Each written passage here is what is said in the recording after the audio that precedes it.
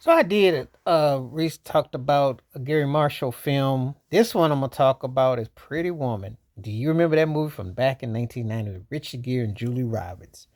Yeah, talk about uh the it couple, if you will. She was on the upside of her career, and he at his peak in his prime, but he was like, still trying to be suave. It's an interesting thing because I'm gonna do a video about those two. Interesting who was bigger of the two. But anyway, in this movie, she played a lady of the night, and he was an upstart entrepreneur, and they worlds collided when he stopped her on the sidewalks and out in Beverly Hills.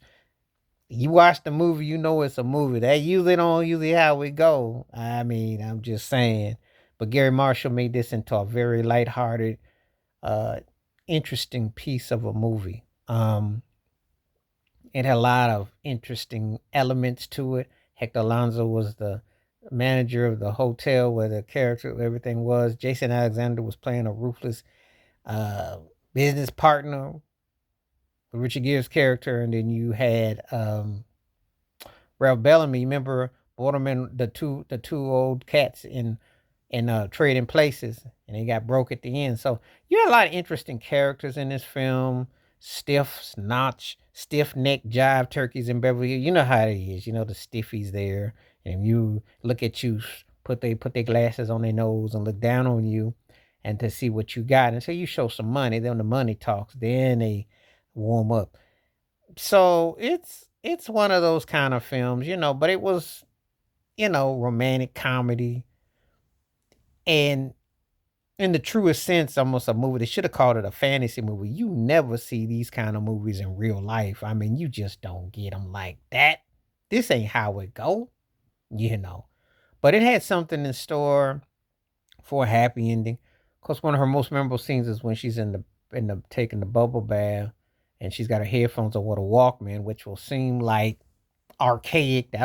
That 35 years ago may as well be 55 years ago when you see somebody with a Walkman and a headphone and in a water where you can have it in the player, because that's a lifetime ago. But she was listening to Prince's Kiss, and she was singing and everything. So that was funny and lighthearted. That was real popular right then. So, and the film was a big time success. Their chemistry was big time. It was a movie that was not believable. I mean, I've never heard of a woman of the night in that capacity, unless of course she was commanding stuff.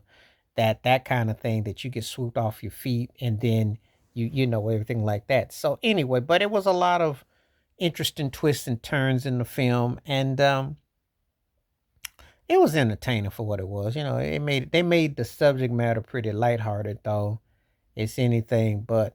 So, still holds up well, when you watch it now, not believable in terms of what's going on with the characterization of it, but still entertaining movie. And, you can definitely, you know, get into it and go from there with it. So, thought I, was having a reflection about that.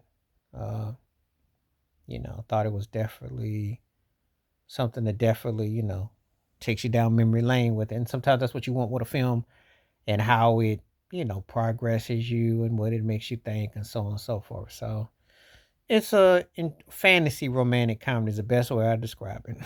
Definitely. But it still is entertaining though. It's interesting watching it after all these years.